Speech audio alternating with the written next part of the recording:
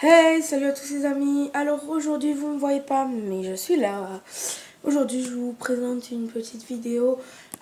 Donc comme vous l'avez pu le voir dans le titre, je vais vous faire des panés de cheddar mexicain. Alors on se rejoint tout de suite pour les ingrédients. Alors on se retrouve pour les ingrédients. Donc vous aurez besoin d'un récipient avec un fond de lait, d'un récipient avec deux mélanges de chapelures différents. Alors moi j'ai pris celle-là que j'achète chez Lidl. Là. Et j'ai pris de la Tipiak que j'ai acheté chez Intermarché. Voilà, donc ça fait ça. Là. Vous aurez besoin de paprika, de poivre, de sel et de farine. Voilà, donc moi j'ai pris du type 45. Et donc on se rejoint tout de suite pour la recette. Donc on se retrouve. Et j'ai oublié de vous dire, mais vous aurez besoin d'un œuf. Donc voilà. Donc la recette est toute simple. Donc on y va. Alors la chapelure pour l'instant on la met de côté. Quoique non. Donc on va déjà la saler. Hop. On va mélanger. Donc je la resale si besoin.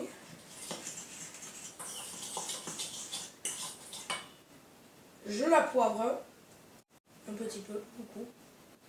Pas trop que ça soit piquant, voilà. Hop, je mélange. Oh là, je vais faire la soupe. Hop, j'en rajoute un peu parce que je vois qu'il n'y en a pas assez. Même vous pouvez goûter, la chapelure c'est du pain, donc a priori vous pouvez goûter. Et puis une dernière touche. Alors je vais faire deux sortes de recettes aujourd'hui. Je vais en faire un avec du paprika. Où j'en mets parce que c'est mexicain. Et un où je n'en mettrai pas, c'est pour ma petite soeur, elle n'aime pas quand ça pique. Voilà. Donc, oh là, c'est fort. La chapelure est très forte. Donc, hop, je vous invite à mélanger beaucoup longtemps. Longtemps. Faire longue, parce que il faut que vous ayez, j'allais dire dissous, mais non, vos épices, il faut bien qu'ils s'incorporent dans toute la chapelure. Si besoin d'en rajouter, vous en rajoutez. C'est à votre manière. Hein. Vous mettez vos ingrédients. Peut-être manque un peu de sel. Voilà. Et je remélange, bien sûr. Je vais rajouter du paprika à mon goût, il n'y en avait pas assez. Et un peu de... Oula, fou, comme d'habitude, je fais des tapas. Et un peu de sel. Hop. Je laisse cette chapelure, je ne sais pas si vous voyez bien de là, bien aérée avec toutes ces épices. Là, voilà, donc je la laisse bien. Donc il faut bien mélanger. Hop, voilà. Et donc je la laisse de côté. On n'en a pas besoin pour l'instant. Donc dans ce fond de lait, j'ai oublié de vous dire comme ingrédient, il vous faudra un œuf. Donc vous le cassez, puis vous le versez. Hop, et vous le jetez la coquille. Vous prenez une autre fourchette. Hop, et vous battez.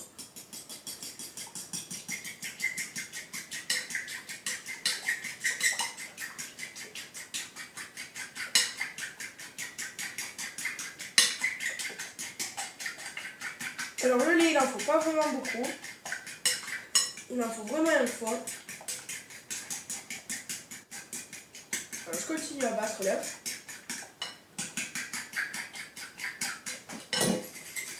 Hop, je le remue et je le bats. Je le remue et je le bats. Et voilà ce que ça donnera. Oh, je sais pas si vous voyez trop bien. Mais voilà, ça donne un mélange assez homogène. Mais voilà. Alors. Tac. J'enlève ma cuillère de donut si je veux pas que c'est trop goût à la ferraille quand je prends mon œuf. Enfin, la ferraille au fer de la fourchette, quoi. Ensuite, je reviens, je vais reprendre un autre récipient.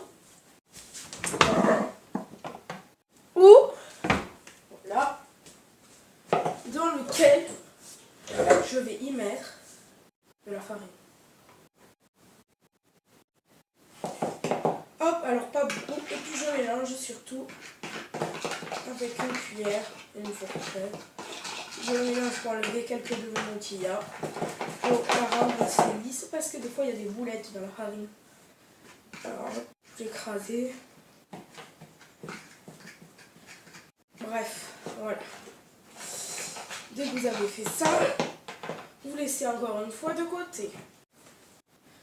Puis, je vais chercher le fromage.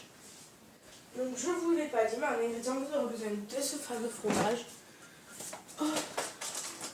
que je vais chercher dans mon frigo. Et qui est là. Donc, je ne vais pas en faire beaucoup parce que j'en ai pas beaucoup. Et c'est ce fameux fromage orange qu'on met dans les hamburgers qui s'appelle le cheddar. Alors, j'en enlève pour l'instant qu'un de ce fameux paquet. Le sel, le poivre, le paprika, on n'en a plus besoin, donc on enlève des ingrédients. La farine, ça aide aussi. Voilà, c'est bon. Tac. Donc j'ai ma belle tranche. Très bon. De cheddar. Voilà, donc elle est assez épaisse. Donc ce que je vais faire, je vais la couper en deux. Bien à la moitié par contre. Hein. Voilà, il faut que quand je les superpose, là elles sont superposées. Je laisse trop. Là elles sont superposées et là elles sont désuperposées. Elles sont là. Et je vais venir prendre une première. Puis l'enrouler comme celui-ci. En bâtonnet, mais c'est la moitié. Puis je coupe la moitié du rouleau. Voilà. Comme celui-ci. Et donc ils doivent être assez identiques. Voilà. 2 mini bâtonnets comme ça. Puis je fais pareil avec tous les autres fromages. Hein. Donc, hop. Je coupe. Et je mets de côté. Voilà. J'en prends un autre. Puis je fais pareil. Alors, je ne mettrai pas de pause. Vous serez obligé de suivre avec moi. Enfin, obligé. Si ça vous saoule, je sais que vous allez arrêter la vidéo. Je connais, moi je fais pareil. Donc voilà. Mais voilà, c'était pour vous dire quand même. Ou alors, je sais que vous avancez souvent la vidéo. Hop, voilà. Ils sont bien enroulés. Hop, je les case.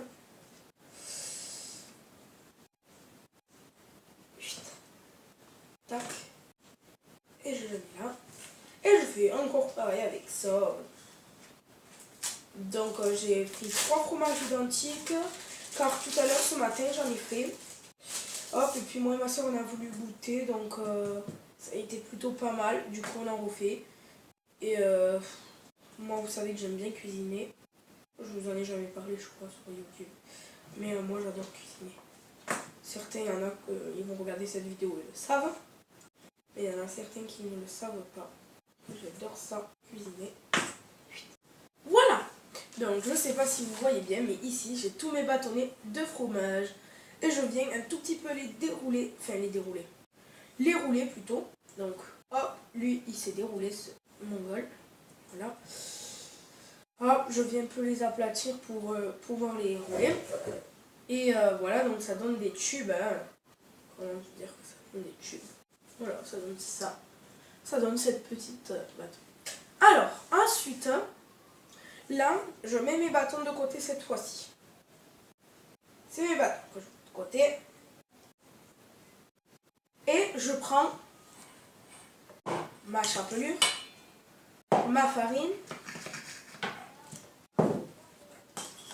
et mon œuf. Voilà. Donc je les remélange tous sur moins une fois. Voilà.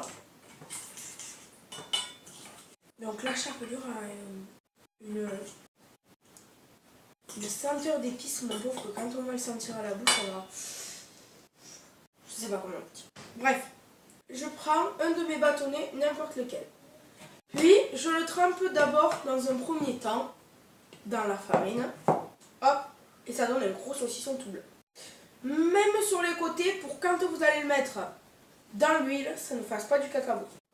Vous le repassez, enfin vous le passez, hop, Donc je fais pas avec les doigts, je ne vais pas me salir. Et vous le retrempez dans la farine. Hop, des deux côtés et du côté où c'est fermé là. Faites. Voilà. Puis après vous le mettez encore une fois dans l'œuf.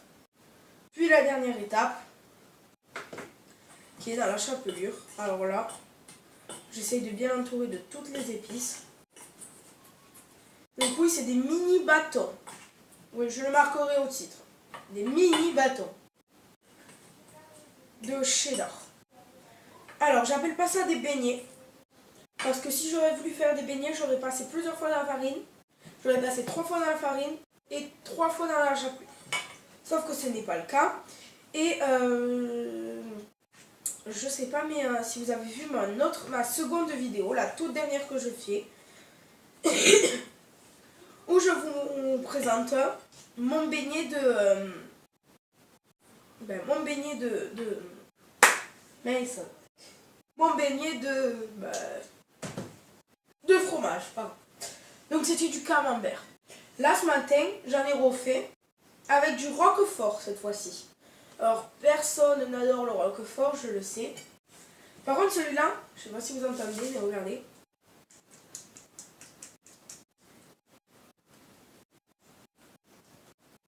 Et si je le casse, regardez ce que ça fait.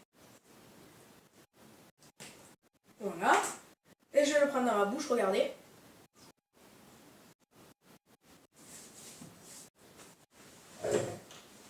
Alors, je sais pas trop si vous avez entendu, mais moi c'est pas si grave. Très croustillant.